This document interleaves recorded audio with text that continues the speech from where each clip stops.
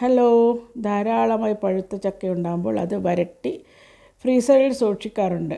അപ്പോൾ ആവശ്യം വരുമ്പോൾ നമുക്കെടുത്ത് ഇതേപോലെ പായസമാക്കി കഴിക്കാം. അതിലേക്കായി ചക്ക വരട്ടിയിട്ടതിലേക്ക് ഞാനിപ്പോൾ അല്പം പച്ചരി അരച്ചു കലക്കി അരിച്ചെടുത്തതാണ് ചേർത്തത്. അത് ആദ്യമേ ചേർക്കുന്നുണ്ട്. പിന്നീട് ഉരുക്കിയ വെല്ലമാണ് ചൂടോടുകൂടി ചേർക്കുന്നത്.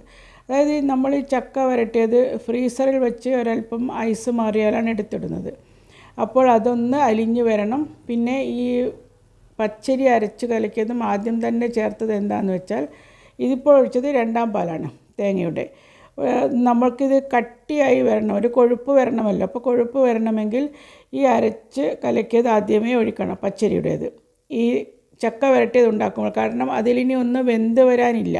ചക്കയൊക്കെ നന്നായി വെന്തു കഴിഞ്ഞതാണല്ലോ. പിന്നെ ഒന്ന് ഇതൊക്കെ ചേർന്ന് തിളച്ച് ഒന്ന് കൊഴുത്ത് വരണം, അത്രയേ ഉള്ളൂ.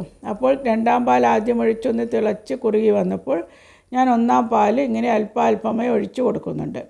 അത്രയേ വേണ്ടൂ. അപ്പോൾ ഇതിൻ്റെ കൂട്ടത്തിൽ നമ്മൾ ഞാൻ ചക്ക മിക്സിയിലൊന്നും അടിക്കാതെ ഡയറക്റ്റ് കുക്കറിലിട്ട് അല്പം വെല്ലവും ചേർത്ത്, ചക്ക ചെറിയ ചുളകളായി മുറിച്ചിട്ട് അല്പം വെല്ലവും ചേർത്ത് ഇളക്കി, ഒരുപാട് അങ്ങനെ കുറുക്കിയെടുക്കുകയൊന്നുമില്ല. ഒരുവിധം നന്നായി അതിൻ്റെ വെള്ളമൊക്കെ വറ്റിക്കഴിഞ്ഞാൽ അല്പം നെയ്യും ചേർത്ത് ഫ്രീസറിൽ വയ്ക്കും. ഒരുപാട് കാലം ഒന്നും ആവാതെ നിൽക്കും, ഒരു വർഷത്തേക്കൊക്കെ നിൽക്കും. അപ്പോൾ നമുക്ക് ആവശ്യമുള്ളപ്പോൾ ഇങ്ങനെ എടുത്ത് ആദ്യം രണ്ടാം പാലും പച്ചരി അരച്ചതും ചേർത്ത് ഒരല്പം കട്ടി വന്നതിന് ശേഷം തിള വരുമ്പോൾ അല്പാൽപമായി ഒന്നാം പാലും ചേർത്ത് കുറുക്കിയെടുത്താൽ നമ്മുടെ ചക്ക വരട്ടി കൊണ്ടുള്ള സ്വാദിഷ്ടമായ പായസം റെഡിയാവും. അപ്പോൾ നിങ്ങൾ ഇനി മധുരമില്ലാത്ത പഴുത്ത ചക്ക കിട്ടിയാലും കളയില്ല. അതും മുറിച്ചിട്ട് ഇതേപോലെ വരട്ടി വെച്ചാൽ നമുക്ക് പായസമാക്കി കഴിക്കാം.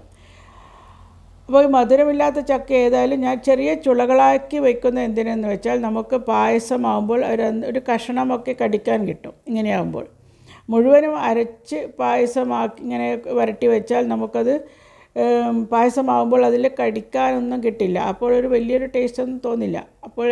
അപ്പോഴത്തേക്ക് നമ്മുടെ പായസമൊക്കെ കൊഴുത്ത് വന്നിട്ടുണ്ട്. അതിൻ്റെ നിറവും മണവും കൊഴുപ്പും ഒക്കെ കറക്റ്റ് നമ്മുടെ കുടിക്കേണ്ട പാകത്തിനായി കഴിഞ്ഞാൽ ലാസ്റ്റുള്ള ഒന്നാം പാലിൻ്റെ ബാക്കിയും ചേർത്തിളക്കി ഓഫാക്കിയാൽ നമ്മുടെ ചക്കപ്പായസം റെഡിയായി. അപ്പോൾ അതിൻ്റെ കൂടെ ഞാൻ വരട്ടുമ്പോൾ എപ്പോഴും കുറച്ച് ഗ്രാമ്പൂവും ഇടും. അത് ഇതിലിങ്ങനെ ഉണ്ട്, അതിൻ്റെ മണവും നന്നായി വരും. പിന്നെ ചേർക്കേണ്ടത് അല്പം നന്നായി പൊടിച്ച ഏലക്കായ ചേർക്കുമ്പോൾ എപ്പോഴും പായസത്തിൽ പൊടിച്ച് ചേർക്കുക. അതിൻ്റെ തോല് കൂടെ ചേർക്കാതിരിക്കുകയും ചെയ്യുക. അങ്ങനെ വീട്ടിൽ ചക്ക വരട്ടി ഉണ്ടെങ്കിൽ ചക്കപ്പായസം റെഡിയാക്കിക്കോളൂ.